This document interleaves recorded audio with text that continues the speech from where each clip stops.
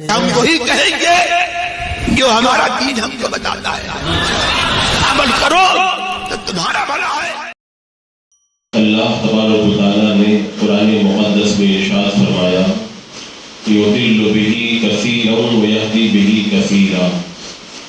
قرآن کے ذریعے اللہ تبارک و تعالیٰ بہت سو کو ہدایت دیتا ہے اور بہت سو کو گمراہ کرتا ہے۔ اس سے معلوم ہوتا ہے کہ قرآن مقدس کو صحیح طریقے سے بندہ پڑھ کر اس کا صحیح ترجمہ اور صحیح تفسیر اگر معلوم کرے تو قرآن اس کے لیے ہدایت کا ذریعہ ہے۔ لیکن اگر کوئی قرآن پاک کی آیات کا غلط ترجمہ کرے اور اس کی غلط تفسیر بیان کرے تو پھر وہی گمراہیت کا سبب بن جایا کرتی ہے۔ آپ دنیا کے اندر پائے جانے والے گمراہوں کی تاریخ پڑھیں، گمراہ فرقوں کی تاریخ پڑھیں، ان کی گمراہیت کوئی کفار و مشرکین کی کتابیں پڑھ کر کے نہیں ہوئی۔ یہ جو گمراہ ہوئے ہیں قرآن مقدس پڑھ کے ہی گمراہ ہوئے ہیں۔ تو قرآن ہدایت کا بھی ذریعہ ہے، اور اگر کوئی کج فہمی کا شکار ہو تو پھر قرآن کے پڑھنے کے بعد بندہ گمراہیت کے اندر مبتلا بھی ہو جاتا ہے۔ اسی طرح ایک بڑا اہم مسئلہ ہے میرے آقا صلی اللہ تعالیٰ علیہ وسلم کے علم پاک کا۔ عام طور پر چونکہ آج کل سوشل میڈیا کا دور ہے اور لوگ علماء سے کم سیکھتے ہیں اور گوگل سے زیادہ سیکھتے ہیں، میڈیا سے زیادہ سیکھتے ہیں، اور ان لوگوں سے زیادہ سیکھنے کی کوشش کرتے ہیں جن کے پاس جانا اور جن کی بات سننا گمراہیت کا سبب بن جاتا ہے۔ اور یہ بھی ایک بڑا عجیب مسئلہ بنا ہوا ہے کہ ہر کوئی اپنی بات کہتا ہے تو پہلے قرآن کی آیت پڑھتا ہے اور اللہ کے رسول علیہ السلام کی حدیث پاک کو بیان کرتا ہے۔ سیدھا سادہ نوجوان جس نے نہ کبھی علم دین حاصل کیا، نہ کوئی شریعت مطہرہ کی معلومات اس کے پاس میں ہے، بس قرآن کی آیت اس نے سنی، حدیث پاک سنی، اور پھر اس نے کیا ترجمہ کیا اور اس کی کیا ترجمانی کی، اب اس نوجوان کے دل و دماغ کے اندر پھر وہی بیٹھ جاتا ہے، اور پھر وہ ایسا بیٹھ جاتا ہے کہ وہ ہمیشہ ہمیشہ کے لیے گمراہیت کا شکار ہو جاتا ہے۔ تو سب سے پہلے تو میں یہ بات عرض کروں گا کہ قرآن و سنت یہ ہمارے لیے ہدایت کا ذریعہ ہے اس وقت جب کہ قرآن و سنت کو علماء حق اور علماء اہل سنت کے ذریعے سیکھا اور سمجھا جائے۔ اور اگر اسی قرآن و سنت کو گمراہوں، بد مذہبوں اور اہل باطل کے ذریعے آپ لوگ سیکھنے کی کوشش کریں گے تو یہ گمراہیت اور بد مذہبیت اور بلکہ کفر و ارتداد کا سبب بن جائیں گے۔ تو میرے آقا صلی اللہ تعالیٰ علیہ وسلم کے علم پاک کو آپ دیکھیں۔ ہم اہل سنت و جماعت کا یہ عقیدہ ہے کہ اللہ رب قدیر نے اپنے حبیب صلی اللہ تعالیٰ علیہ وسلم کو بے شمار علوم غیبی عطا فرمائے، مخلوق کے پیدا ہونے سے لے کر جنتیوں کے جنت میں جانے تک، جہنمیوں کے جہنم میں جانے تک، جو ہو چکا ہے، جو ہو رہا ہے اور قیامت تک جو کچھ ہوگا، پتے پتے کا علم، ذرے ذرے کا علم، ہر خشک و تر کا علم اور تمام چیزوں کا علم اللہ تبارک و تعالیٰ نے اپنے حبیب اکرم صلی اللہ تعالیٰ علیہ وسلم کو عطا فرما دیا ہے۔ لیکن وہابیہ دیابنا اس چیز کا انکار کرتے ہیں اور دلیل کے اندر قرآن کی آیات پیش کرتے ہیں۔ میں چاہوں گا کہ بڑے آسان لفظوں کے ساتھ میں اس چیز کو آپ کے سامنے رکھوں تاکہ ہمارا وہ نوجوان طبقہ جو گمراہوں کی یوٹیوب پر تقریر سن کر کے گمراہیت کا شکار ہو جاتا ہے۔ اللہ رب قدیر نے قرآن مقدس میں ارشاد فرمایا قُلْ لَا يَعْلَمُ مَنْ فِي السَّمَاوَاتِ وَالْأَرْضِ الْغَيْبَ إِلَّا اللَّهُ۔ اے محبوب آپ فرما دو لا يعلم من في السماوات والارض الغیب الا اللہ، یعنی زمین اور آسمانوں میں جو بھی ہے وہ غیب خود سے نہیں جانتے مگر اللہ۔ اس آیت کریمہ میں یہ واضح کیا گیا کہ غیب کا علم صرف اللہ کے پاس ہے، اللہ رب قدیر کے علاوہ غیب کوئی نہیں جانتا ہے۔ اور پھر اس کے بعد میں دوسری آیت کریمہ میں اللہ رب قدیر ارشاد فرماتا ہے وَمَا كَانَ اللَّهُ لِيُطْلِعَكُمْ عَلَى الْغَيْبِ وَلَكِنَّ اللَّهَ يَجْتَبِي مِن رُّسُلِهِ مَن يَشَاءُ۔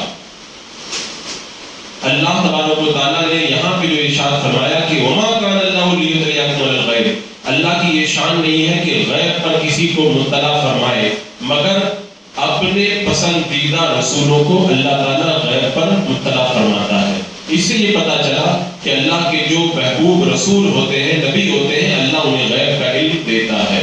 ایک اور جگہ اللہ رب قدیر نے ارشاد فرمایا عالم الغیب فلا یظہر علی غیبہ احدا۔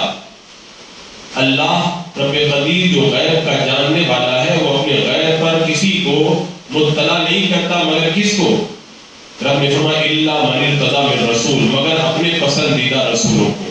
اب آپ قرآن کی آیات کو آپ دیکھیں، کچھ آیات یہ بتا رہی ہیں کہ رب کے سوا غیب کوئی نہیں جانتا ہے، اور کچھ آیات میں اس بات کا ذکر ہے کہ اللہ تعالیٰ چن لیتا ہے، ان کو غیب کا علم دیتا ہے۔ اللہ تعالیٰ جن رسولوں کو پسند فرماتا ہے، جن پسندیدہ رسولوں کو اللہ رب قدیر غیب کا علم عطا فرماتا ہے۔ اب ظاہر سی بات ہے کہ قرآن مقدس میں کبھی اختلاف نہیں ہوتا ہے، ایسا کبھی نہیں ہو سکتا کہ قرآن میں ایک جگہ ہاں ہو اور دوسری جگہ نہ ہو۔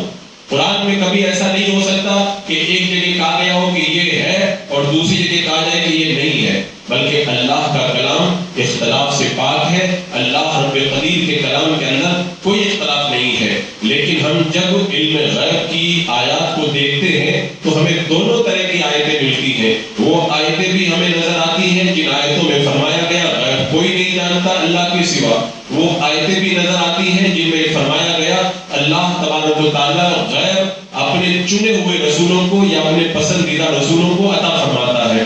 اب ظاہر سی بات ہے جب دو طرح کی آیتیں آ گئی اور قرآن کی آیات میں اختلاف نہیں ہوتا ہے تو ایک بندہ مومن کو کیا چاہیے؟ بندہ مومن کو چاہیے کہ ان دونوں طرح کی آیتوں کے درمیان نقطہ اتفاق کو تلاش کرے، یعنی دونوں آیتوں کے درمیان اتفاق کیسے ہوگا، کون سا وہ نقطہ ہے جس نقطے کی بنیاد پر دونوں آیتوں کو سمجھا جا سکے۔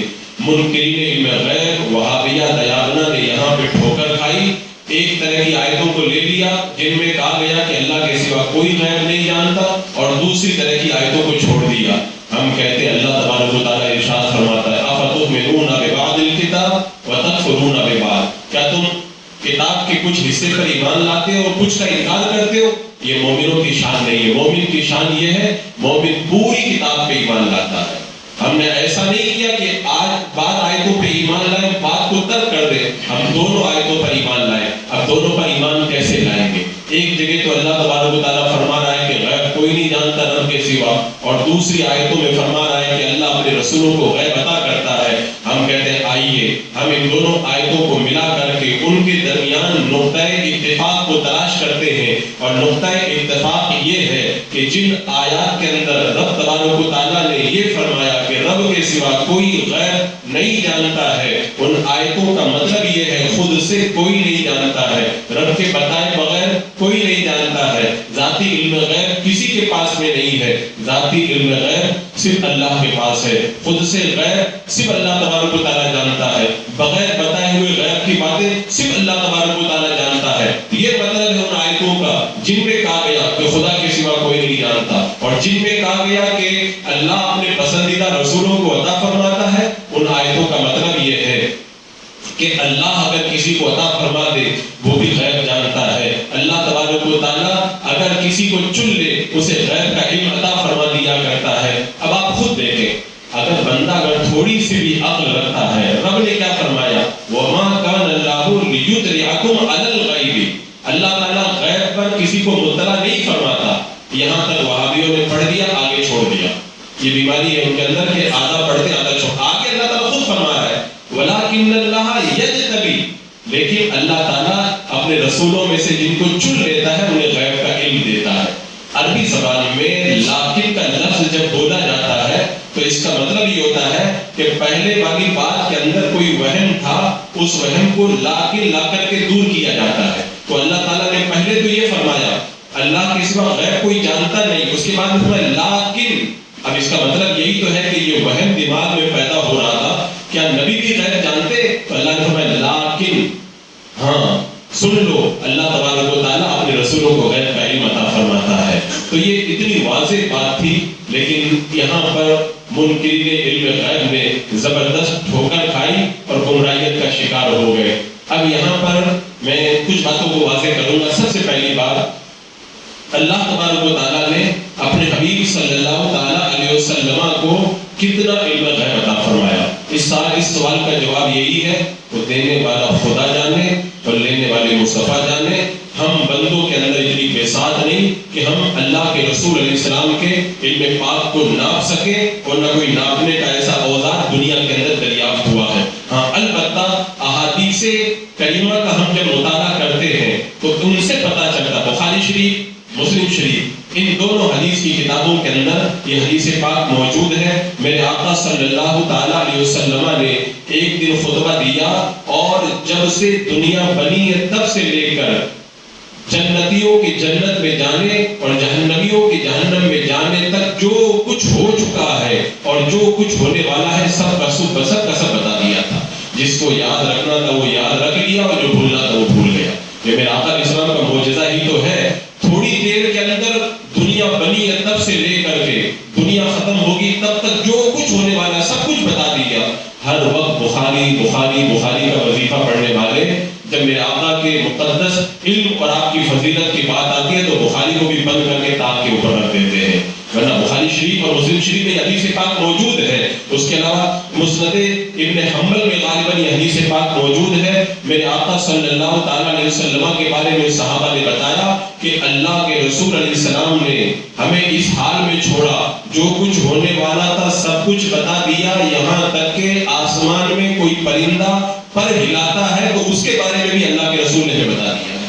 بتاؤ، آسمان میں پرندہ پر مارتا ہے، صحابہ کہتے ہیں وہ پر مارتا ہے، وہ بھی بتا دیا۔ مطلب کیا ہوا؟ کچھ نہیں چھوڑا، جو کچھ تھا میرے آقا نے سب کچھ بتا دیا۔ اور ایک ترمذی شریف کی حدیث پاک ہے جس میں اس حدیث پاک کا خلاصہ یہ ہے کہ اللہ رب قدیر نے، میرے آقا فرماتے ہیں اللہ رب قدیر نے میرے سینے پر اپنا دست قدرت رکھا، میرے سینے میں اس کی ٹھنڈک محسوس ہوئی اور ہر چیز میرے لیے روشن ہو گئی۔ ہر چیز کے اندر یہ نہیں بتایا کہ اتنی نہیں، ہر چیز، اب کائنات میں جو بھی چیزیں ہیں سب اللہ نے اپنے حبیب کے لیے روشن فرما دی ہے۔ تو اتنی واضح احادیث موجود۔ ایک روایت میں میرے آقا علیہ السلام نے ارشاد فرمایا کہ ساری دنیا کے اندر جو ہو چکا ہے اور جو ہونے والا ہے سب میں ایسے دیکھ رہا ہوں جیسے اپنی ہتھیلی کو میں دیکھ رہا ہوں۔ بندہ اپنی ہتھیلی کو جیسے دیکھتا ہے نا، ایک دم صاف صاف نظر آتا ہے۔ تو جو ہو چکا ہے، جو ہو رہا ہے اور قیامت تک جو کچھ ہوگا، میرے آقا فرماتے ہیں میں اپنی ہتھیلی کو دیکھ رہا ہوں، ایسے سب کچھ دیکھ رہا ہوں۔ یہ احادیث کا مفہوم میں نے آپ کے سامنے رکھا۔ تو اس سے یہ پتہ چلتا ہے اللہ رب قدیر نے اپنے حبیب کو دنیا کے بننے سے لے کر کے جنتیوں کے جنت میں جانے اور جہنمیوں کے جہنم میں جانے تک جو ہو چکا، جو ہو رہا ہے اور جو ہوگا سارا علم عطا فرما دیا ہے۔ اب اگر کوئی کہے کہ اللہ کے رسول کو بھی علم غیب اور خدا کو بھی علم غیب، تو معاذ اللہ یہ تو اللہ کے رسول کو خدا کے ساتھ شریک کرنا ہو گیا۔ میں کہتا ہوں کہ یہ عقل کا فطور ہے۔ یہ اللہ کا علم کسی دو حدوں کے اندر بند نہیں ہے کہ یہاں سے لے کے یہاں تک اللہ کا علم ہے۔ اللہ کے علم کی کوئی حد نہیں ہے، اور مصطفیٰ جار رحمت کے علم کی حد ہے۔ کیا حد ہے؟ دنیا بنی تب سے اور جنتیوں کی جنت میں جانے اور جہنمیوں میں جہنم کے جانے تک، ان دو حدوں کو ہم مقرر کر کے بتاتے ہیں۔ ان دو حدوں کے درمیان میرا آقا علیہ السلام کا علم پاک محدود ہے، تو خدا کا علم اس کی کوئی حد نہیں، اور مصطفیٰ کے علم کی حد بیان کر دی تو کہاں خدا کا علم اور کہاں مصطفیٰ کا علم اور کہاں شرک کا فتویٰ؟ یہ عقل کا فطور نہیں تو اور کیا ہے۔ اور یہ بھی یاد رکھنا، دو حدوں میں جو میرے آقا کا علم ہے نا، یہ بھی کم نہیں ہے۔ کتنا ہے میں بتاؤں، میرا رب قرآن پاک میں ارشاد فرماتا ہے وَنَزَّلْنَا عَلَيْكَ الْكِتَابَ تِبْيَانًا لِكُلِّ شَيْءٍ، ہم نے آپ پر جو کتاب نازل کی وہ ہر چیز کا اس میں روشن بیان ہے۔ اور ایک جگہ اللہ تعالیٰ نے فرمایا مَا فَرَّطْنَا فِي الْكِتَابِ مِنْ شَيْءٍ، ہم نے اس کتاب سے کچھ بھی اٹھا کر کے نہیں رکھا۔ جو کچھ ہو چکا ہے، جو ہو رہا ہے، جو کچھ ہوگا، رب فرماتا ہے سارا علم ہم نے قرآن کے اندر عطا فرما دیا ہے۔ اور ہر چیز کا علم جب قرآن میں ہے تو لوح محفوظ کا علم بھی قرآن کے اندر ہے۔ اور آپ کو پتا ہے لوح محفوظ میں کتنا علم ہے؟ اللہ تبارک و تعالیٰ فرماتا کل صغیر و کبیر مستطر، ہر چھوٹی بڑی چیز لوح محفوظ میں لکھی ہوئی ہے۔ اللہ تعالیٰ فرماتا ہے کہ ولا حبۃ فی ظلمات الارض، زمین کی اندھیریوں میں ایک دانہ ہوتا ہے، وہ دانہ بھی لوح محفوظ میں ہے۔ ولا رطب ولا یابس، خشک اور تر وہ بھی لوح محفوظ میں ہے۔ اب آپ مجھے بتائیں، یہ آیتیں جو ہے وہ صاف طور پر اعلان کر رہی ہے ہر خشک و تر، چھوٹی چھوٹا سے چھوٹا دانہ، ایک ذرہ ذرہ، پتا پتا، جو کچھ ہے سارا علم لوح محفوظ میں، لوح محفوظ کا علم قرآن میں، قرآن کا علم اللہ نے اپنے حبیب کو عطا کیا، تو پتا چلا سارے علوم اللہ نے اپنے حبیب کو عطا فرما دیے۔ یہ اتنے کثیر علوم ہیں، اللہ اکبر۔ اب یہاں پہ چھوٹا سا سوال دماغ میں آ سکتا ہے، جب اللہ تعالیٰ نے اپنے پیاروں کو اتنا علم عطا فرمایا تو قرآن میں یہ کیوں کہا کہ خدا کے علاوہ کوئی غیب نہیں جانتا ہے؟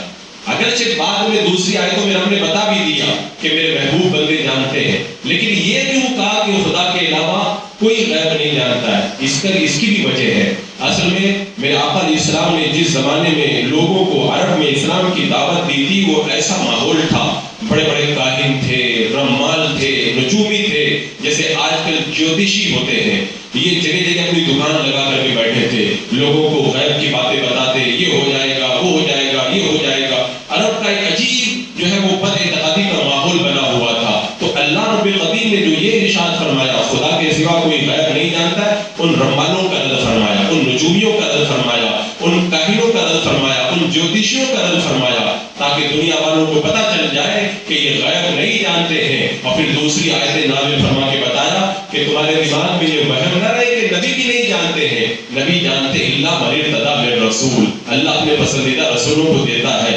ولکن اللہ یجتبی من یشاء، اللہ جس کو چاہتا ہے چن لیتا ہے، اسے غیب کا علم عطا فرماتا ہے۔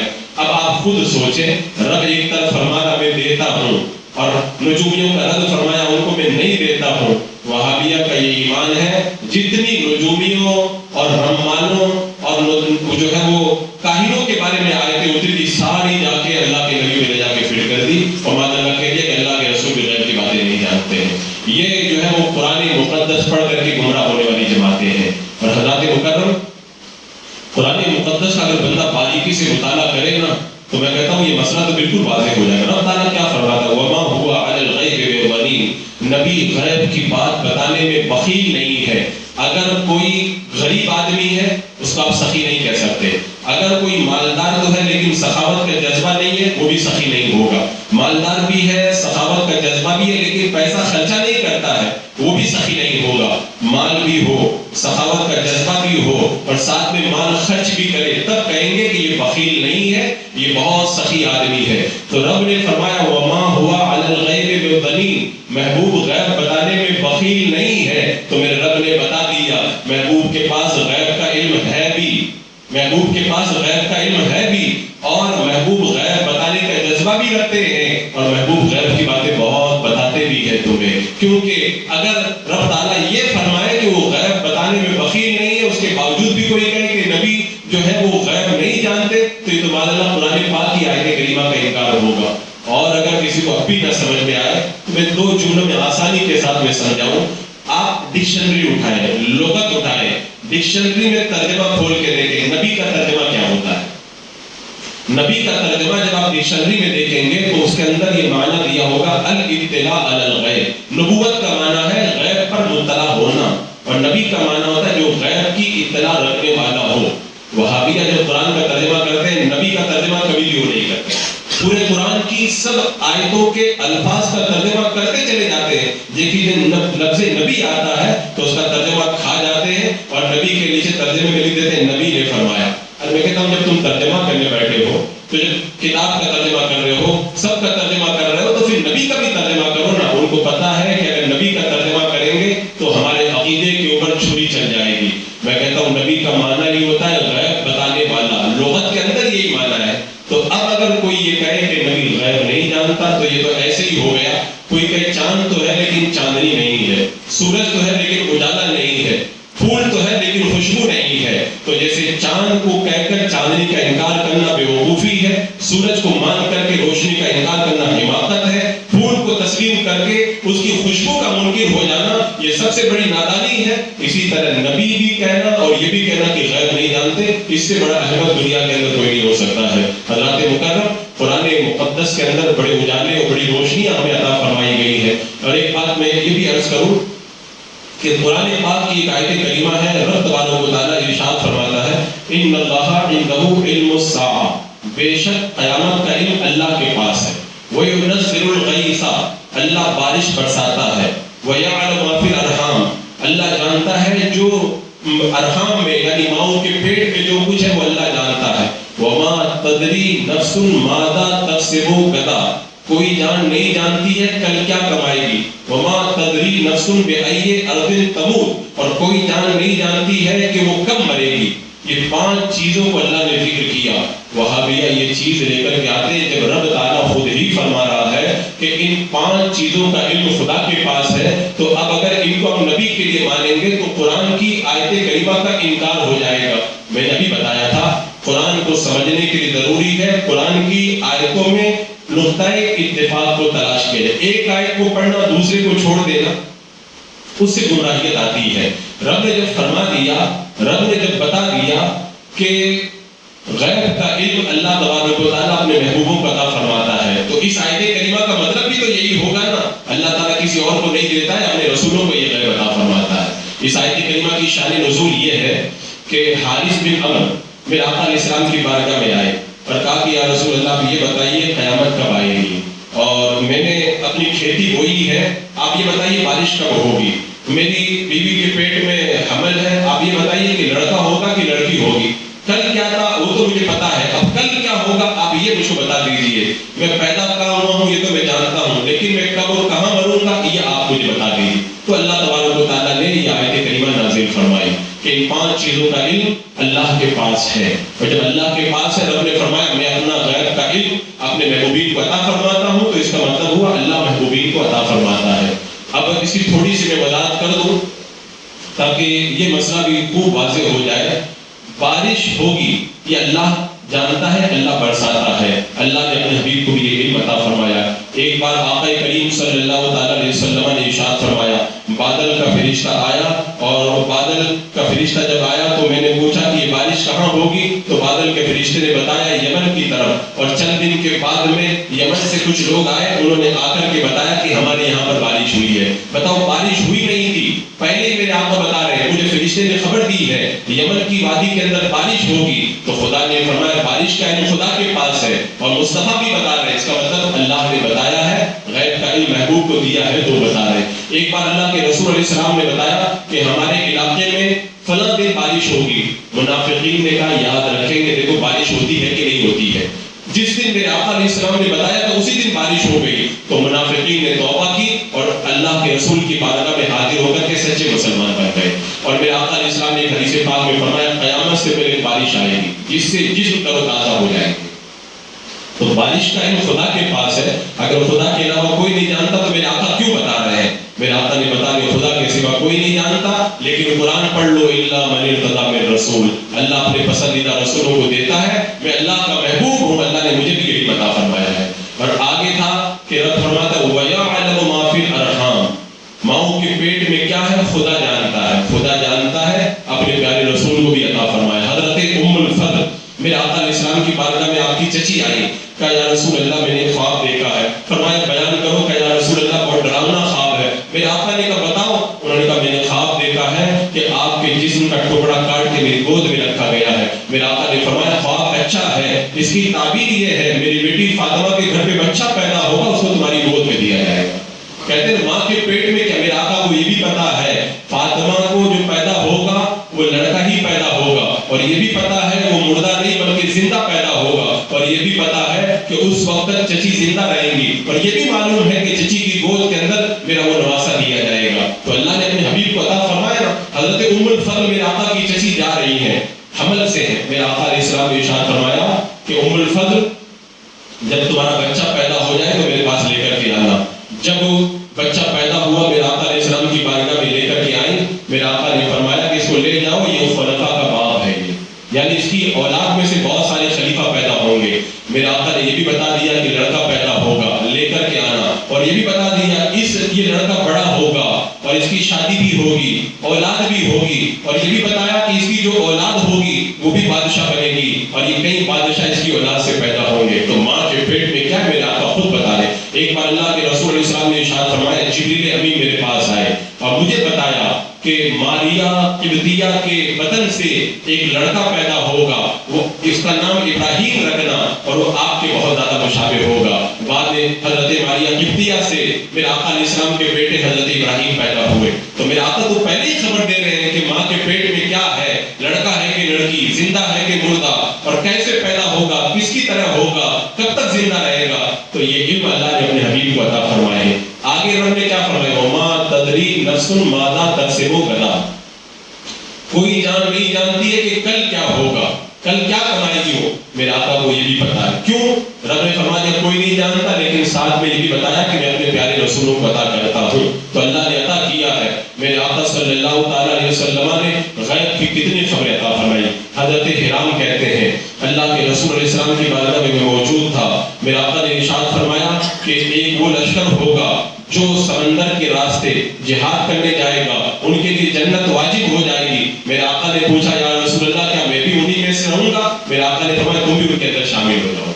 اب اس کے اندر کتنے غیب ہیں، کتنے غیب ہے، بندہ اندازہ لگائے۔ میرے آقا کو پتا ہے کہ کیا ہوگا، کون سا لشکر جائے گا، اس کے اندر کون کون شامل ہوگا، اور یہ بھی بتا دیا حرام وہ لشکر جائے گا، اس وقت تک تم زندہ رہو گے، تم بھی لشکر کے ساتھ میں جنگ کرنے کے لیے جاؤ گے۔ اور پھر میرے آقا نے فرمایا ایک لشکر قیصر روم پر حملہ کرنے کے لیے جائے گا، اللہ تعالیٰ ان سب کی مغفرت فرما دے گا۔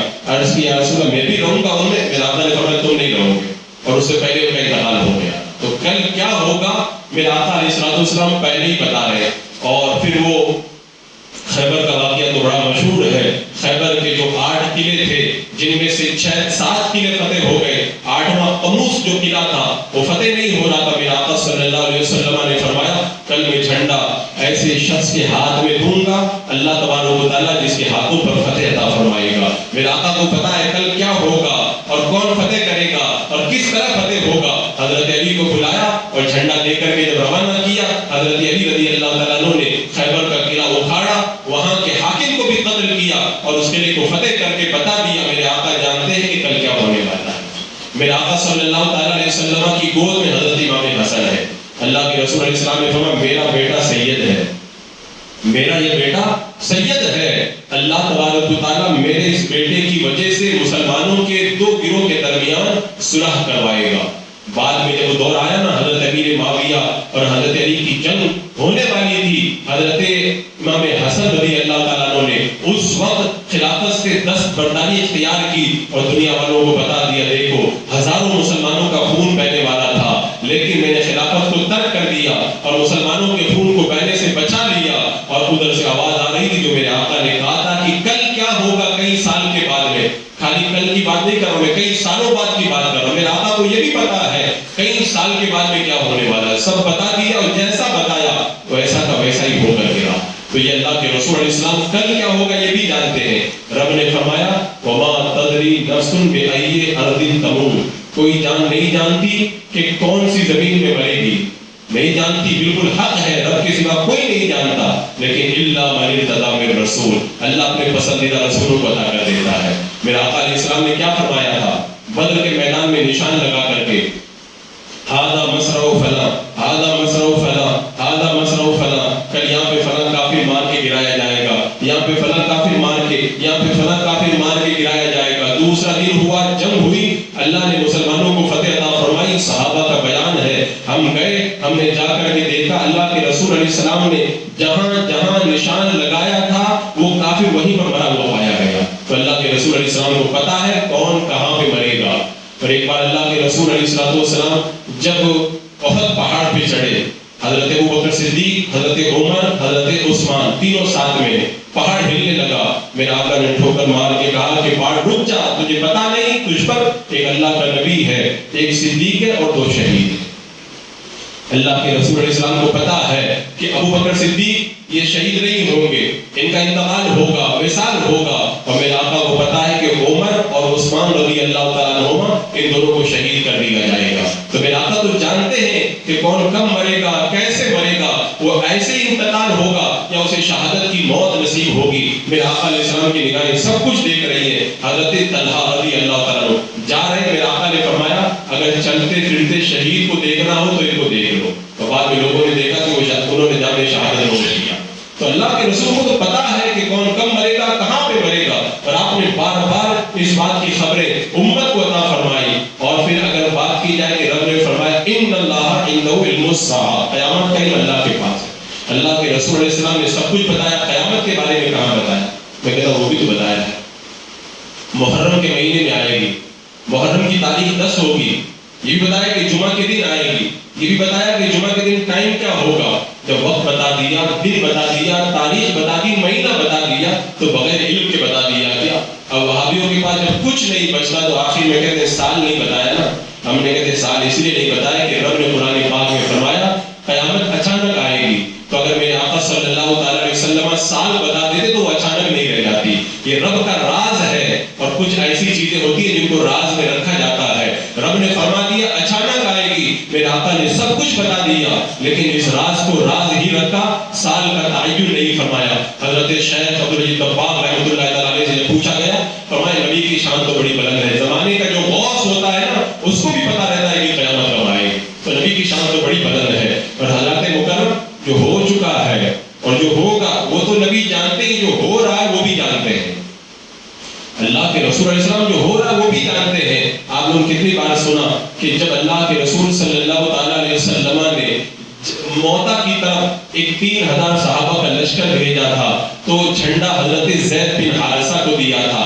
کہ وہ شہید ہو جائے تو کون جھنڈا لے گا؟ کہ حضرت جعفر لیں گے. وہ شہید ہو جائے تو عبداللہ بن رواحہ لیں گے. وہ شہید ہو جائے تو مسلمان جس کو چاہے اس کو جھنڈا دے دے. یہ میدان جنگ میں پہنچے 3000 صحابہ ہیں، اور ادھر سے رومیوں کا لشکر 1,00,000 کا لشکر آیا. مقابلہ چل رہا ہے. بتاؤ کئی 100 کلومیٹر دور اگر کوئی معاملہ ہو اور بیچ میں کوئی واسطہ نہ ہو، آدمی یہیں پر بیٹھ کر سب کچھ بتائے تو وہ غیب نہیں ہے تو اور کیا ہے؟ میرے آقا علیہ السلام مدینہ منورہ میں بیٹھ کے بتا رہے جنگ ہو رہی ہے، جھنڈا زید بن حارثہ کے ہاتھ میں ہے، زید بن حارثہ شہید ہو گئے ہیں. جھنڈا جعفر نے لیا ہے، وہ بھی شہید ہو گئے ہیں. جھنڈا عبداللہ بن رواحہ نے لیا ہے، وہ بھی شہید ہو گئے ہیں. اب جھنڈا اللہ کی تلواروں میں سے ایک تلوار خالد بن ولید کے ہاتھ میں آ گیا. جنگ ہو گئی. جب صحابہ پلٹے اور خبر لے کر کے آئے، میرے آقا نے فرمایا تم بتاؤ کہ کیا ہوا یا میں بتاؤں کہ کیا ہوا؟ صحابہ نے کہا رسول اللہ آپ ہی بتا دیں. میرے آقا نے بتایا یہ ہوا، یہ ہوا، یہ ہوا. تو صحابی نے کہا یا رسول اللہ آپ نے جو بتایا نا ذرہ برابر بھی اس میں کوئی فرق نہیں، جیسا ہوا ویسا ہی آپ نے بتا دیا ہے. تو یہ غیب نہیں ہے تو کیا ہے؟ اتنے سارے غیب کی خبروں سے اگر کوئی آنکھیں بند کر کے اپنے روح کو ریت میں چھپا کر کے بیٹھ جائے اور اس کے بعد میں کہے کہ مجھے تو دنیا نظر نہیں آ رہی، کہاں پہ دنیا ہے، تو اسے یہ کہا جائے گا کہ ریت میں سے اپنا سر باہر نکالو، آنکھیں کھولو اور دیکھو قرآن مقدس میں کیا لکھا ہے، تب جا کر کے بات تمہیں سمجھ میں آئے گی. میرے آقا صلی اللہ تعالی علیہ وسلم نے تو ایک ایک روایت کے اندر سب کچھ بتایا. وہ حدیث پاک اللہ کے رسول صلی اللہ تعالی علیہ وسلم گزر رہے ہیں، تبھی آپ نے ارشاد فرمایا 2 قبروں کے پاس سے گزرے تو فرمایا ان 2 قبروں میں عذاب ہو رہا ہے، اور ان پر عذاب جو ہے وہ پیشاب کے چھینٹوں سے نہ بچنے اور چغل خوری کی وجہ سے ہو رہا ہے. فرمایا ٹہنی لاؤ، 2 ٹکڑے کیے، دونوں پہ لگا کر کے فرمایا اب ان کے عذاب میں اس وقت تک کمی ہو جائے گی جب تک یہ ٹہنیاں جو ہے وہ خشک نہیں ہوں گی. اللہ کے رسول نے اس میں کیا کیا بتا دیا، یہ لوگ کیا کرتے تھے یہ بھی بتا دیا کہ ایک چغلی کھاتا تھا، دوسرا پیشاب سے نہیں بچتا تھا. ابھی اندر کیا ہو رہا ہے یہ بھی بتا دیا کہ عذاب ہو رہا ہے، اور یہ بھی بتا دیا کہ عذاب کب کم ہوگا، کب تک کم ہوگا. ٹہنیاں جب تک گیلی رہیں گی تب تک ان کے عذاب کے اندر کمی ہو جائے گی. ہو چکا وہ بھی بتا رہے ہیں، جو ہوگا وہ بھی بتا رہے ہیں، اور جو ابھی اندر ہو رہا وہ بھی میرے آقا علیہ السلام بتا رہے ہیں. آخر میں یہ کہوں گا کہ اللہ کے رسول علیہ السلام کے علم غیب کے حوالے سے گمراہ جو بھی سوشل میڈیا پر بدتمیزیاں کرتے ہیں، علم غیب پر جو اعتراض کرتے ہیں، ادھر کان دھرنے کی ضرورت نہیں. علماء حق کے قریب آئیں، قرآن ہماری ہدایت کے لیے کافی ہے. ہمیں ایمان ملا ہے بزرگوں کے واسطے سے، تو بزرگوں نے جو بتایا ہے اس کو تھام کر کے رکھے. گمراہوں کے پیچھے جائیں گے تو معاذ اللہ وہی حال ہوگا. اللہ کے رسول علیہ السلام سے کہا گیا کہ اونٹنی گم ہو گئی ہے. میرے آقا نے فرمایا فلاں درخت کے نیچے ہے. منافقین نے کہنے لگا ان کو غیب کے بارے میں کیا پتا، ہم ان کے درمیان رہتے ہم کو نہیں پہچان پاتے، اونٹنی کی خبر دے رہے معاذ اللہ. انہوں نے جب بدتمیزی کی تو اللہ نے قرآن کریم کی آیت کریمہ اتاری. وہ حاضر ہوئے کہ یا رسول ہم تو مذاق کر رہے تھے. رب نے فرمایا وَلَئِن سَأَلْتَهُمْ لَيَقُولُنَّ إِنَّمَا كُنَّا نَخُوضُ وَنَلْعَبُ. اے محبوب ان سے پوچھو گے نا تو یہ کہیں گے ہم تو ایسے ہی ہنسی مذاق کر رہے تھے. اور ہنسی مذاق کی نہ میرے آقا کے علم غیب پر اعتراض کیا. رب نے فرمایا لا تعتذروا قد كفرتم بعد ایمانکم. تم ہنسی مذاق کر رہے تھے، بہانے مت بناؤ، تم ایمان لانے کے بعد میں کافر ہو چکے ہو. تو اگر کوئی علم غیب مصطفیٰ پہ اعتراض کرتا ہے، میرے آقا علیہ السلام کے علم کے بارے میں اگر کوئی نازیبا کلمات کہتا ہے تو سمجھ جاؤ کہ اس کے ایمان کا جنازہ نکل جاتا ہے۔ حضرات مکرم، میں تو کہتا ہوں انسان کو انسان ایک بھیڑیا بھی جانتا ہے کہ اللہ کے رسول علم غیب۔ ایک چرواہا بکری چرا رہا تھا، یہ حدیث پاک ہے، تو اس نے بھیڑیے نے آ کر ایک بکری لی، آگے بڑھ کر کے چرواہا نے بکری کو چھڑا لیا۔ بھیڑیا جا کر ٹیلے پہ بیٹھا، کہتا اللہ نے مجھے رزق دیا تھا تو نے چھین لیا۔ وہ یہودی کہنے لگا بھیڑیا باتیں کر رہا ہے آدمیوں کی طرح، کہا یہ کیا تعجب کی بات ہے؟ تعجب دیکھنا ہے تو وہاں جا کے دیکھو، کھجوروں کی جھرمٹ میں دو پہاڑیوں کے درمیان اللہ کا نبی ہے، جو ہو چکا وہ بھی بتا دیتا ہے، جو ہونے والا وہ بھی بتا دیتا ہے۔ اب وہ یہودی گیا میرے آقا کی بارگاہ میں، کہا یا رسول اللہ آج بھیڑیے نے ایسا ایسا کہا ہے۔ میرے آقا نے فرمایا صحیح کہا ہے، وہ کلمہ پڑھ کے مسلمان ہو گیا۔ تو بھیڑیا بھی جانتا ہے، جو ہو چکا ہے نبی وہ بھی جانتے ہیں، اور جو ہوگا وہ بھی جانتے ہیں۔ اور میرے آقا سے جب کہا گیا آپ نے انکار نہیں کیا کہ میں غیب کہاں جانتا ہوں، میرے آقا نے فرمایا سچ ہے یہ۔ تو اس سے معلوم ہوتا ہے کہ آقا کریم علیہ السلام کے علم غیب پر ایمان لانا یہ ہر دور میں ہمارے اسلاف کا طریقہ رہا ہے، اور یہی جو ہے وہ عقیدہ حقہ ہے۔ جو اس پہ جم کے رہے گا وہی ہدایت پہ رہے گا، جو اس سے ہٹے گا وہ گمراہی کے دلدل میں گرفتار ہو جائے گا۔ اللہ رب قدیر ہمیں شان مصطفیٰ جان رحمت پر دل و جان سے ایمان لانے کی توفیق عطا فرمائے، گمراہوں پر مدعو سے ہماری حفاظت فرمائے۔